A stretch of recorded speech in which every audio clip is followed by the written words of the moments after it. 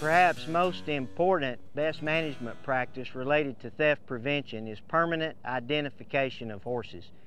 Here in the state of Texas, permanent identification is voluntary. It's completely up to the horse owner to make a decision to either permanently ID their horses or not.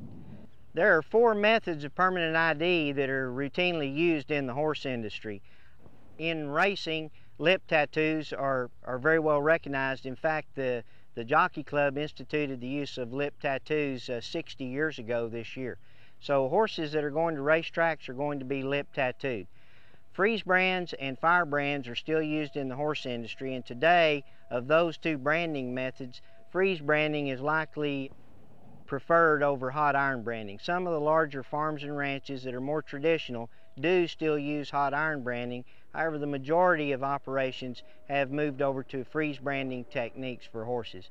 And then perhaps the newest form of permanent identification of horses that is increasing in popularity is microchip implantation, where a microchip is actually implanted in the upper part in the nuchal ligament of the horse's neck. Many of these microchips today are also fitted with thermal capabilities and allow the person to actually take the horse's temperature at the same time that identification is made of the particular horse. Many horse operations like to develop their own brand.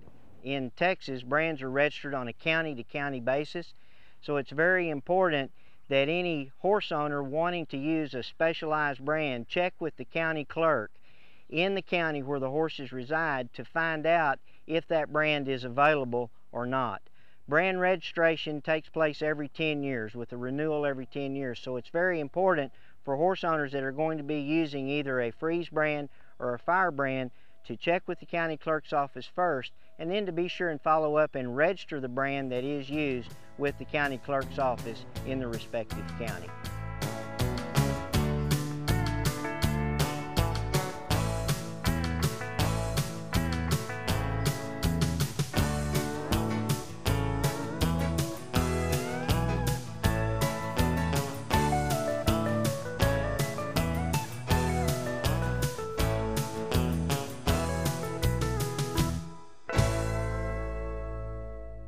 With us today is Terry Antley, Horse Program Specialist with Texas Cooperative Extension. And Terry, to carry this conversation a little further on microchip implantation, I see that you're holding a scanner. Can you tell us a little bit about that and show us how the microchip is actually read in the horse's neck?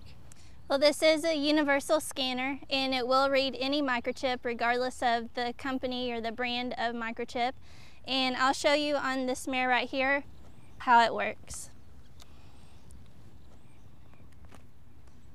You turn it on first and then run it down the horse's neck, and the ID from the microchip shows up as well as the temperature.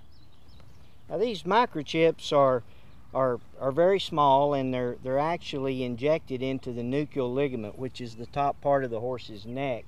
And been tremendous improvements over the last several years with these microchips. This particular chip is a biothermal chip, which also reads a horse's body temperature. So it has herd management, it has herd health implications as far as being able to scan horses, and particularly if you think you have a horse that might be running a fever, it's a good way to get a very quick check of that horse's body temperature.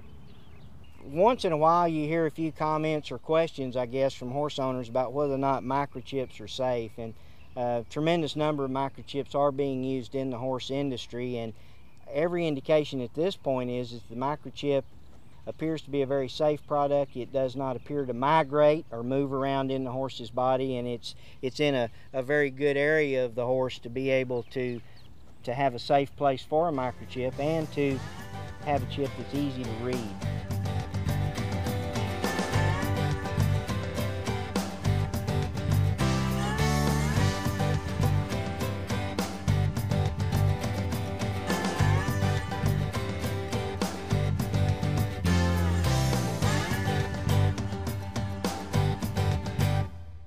Terry, I know in your work on this initiative, one of the things that you did was develop a survey, and you, along with some of the students, were able to gather information from horse owners at 15 or 16 different horse activities across the state.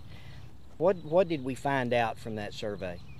Well, as a total, we had 102 surveys completed, and 90% of those people that completed the survey said they would microchip their horse if it did help recover lost or stolen horses.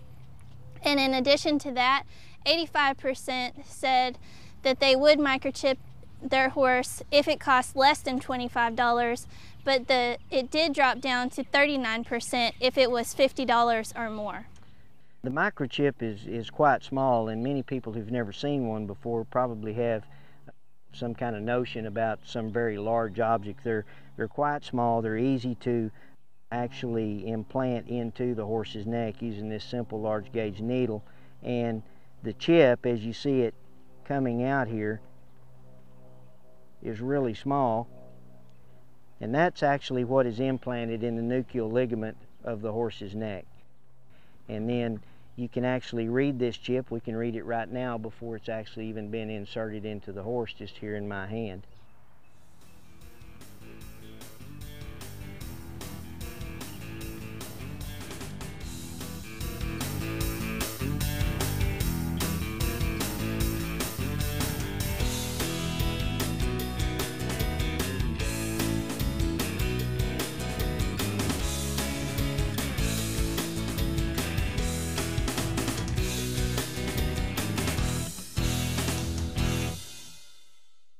Here with Texas Cooperative Extension, we're certainly not trying to encourage people to select one method of identification over another, and it is completely voluntary.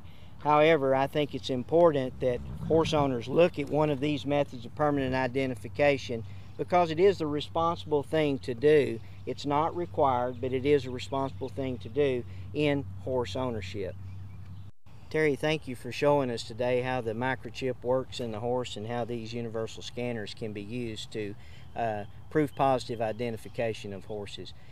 I think it's important for horse owners to realize that there are actually 4 different methods that can be used to permanently identify horses.